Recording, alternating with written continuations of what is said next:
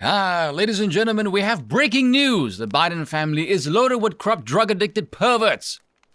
Wait, that's not breaking news, that's fucking common knowledge. Anyway, another day, another Hunter Biden scandal rivaling the frequency of a damn sunrise soon.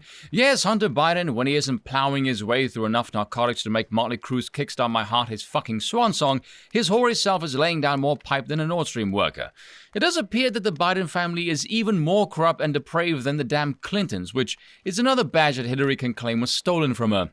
So here's the latest on the story. The legendary hacker known as 4chan claimed to have evidence of Hunter Biden, and a colossal amount of it as well, several hundred gigs worth, which came from Hunter's iPhone as well as 45 other devices that he stored on a cloud server going all the way back to 2011. What a genius. And the evidence seems to be legit, corroborated with other evidence of his shady misadventures, shall we say. Also, him telling his stepmother Jill to go fuck herself and calling her a vindictive moron is hilarious. And given how Jill has spoken of Kamala, I actually believe Hunter. But this is a terrific story, and the scrambling madhouse to suppress it. Glorious. Now, obviously for TOS reasons I can't show the footage, but trust me, it is there. My damn Twitter looks like a homage to Hunter's top 10 kinkiest hits. It's ridiculous. You gotta love 4chan though. It has more integrity than any state agency or the mainstream media. Then again, they have excellent motivation, sticking it to the man and laughing their asses off while doing so.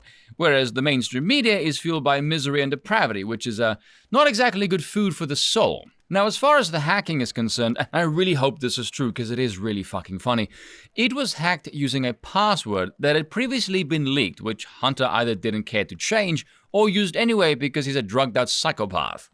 This is the smartest man Joe Biden knows, apparently, which speaks volume of Joe's ability to perceive intelligence as well as the incompetence of the entire fucking administration. There are some unusual eyebrow-raising things in the data, more so than usual anyway, including Hunter naming his father Pedo Pete in the context. Not exactly sure what to make of that one, but considering the endless reels of footage of Biden sniffing young children, the Pornhub catalog of Hunter's exploits, as well as the diary of another Biden family member, you can stay with some confidence the Biden family is a den of But hey, at least we don't have mean tweets, right? You fucking idiots. Now, with all of that being said, I do have some questions for Hunter. The main one being, why the hell are you storing all of this publicly, you drugged out daft git? I know this man is blitzed out of his goal more often than a San Francisco resident, but how are you this stupid? It borderline defies logic. Now, with that being said, I have a conspiracy, because this is why you watch The Utensil, because I say wacky things. Those who have watched my channel know how I feel about voting. I think of it as a pile of wank. It is not an instrument for the voters to exercise their power, because you don't get to decide who is on the ballot. You only get to choose from those who are on the ballot. So those who propped up the representatives who made it onto the ballot, that is where the real power is. And in order to get their approval, they go over those representatives with a fine-tooth fucking comb and know every nook and cranny and damn skeleton in their fucking closet. And they sell their souls on the dotted line. And that is their insurance policy for when they get out of line, to yank them off the public sphere when they misstep or are no longer useful.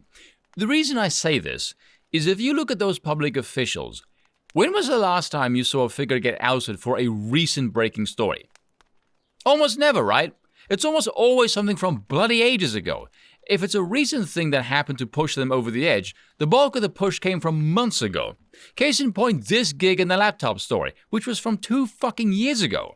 And as soon as they said it's Russian disinformation, anyone with an IQ higher than a bloody toilet brush knew it was legit. Then months into Biden's faltering presidency, then all of a sudden it's, the Hunter Biden laptop was real after all. No shit, Sherlock. You tell me you asshats were combing through that on the daily for months on end, were you?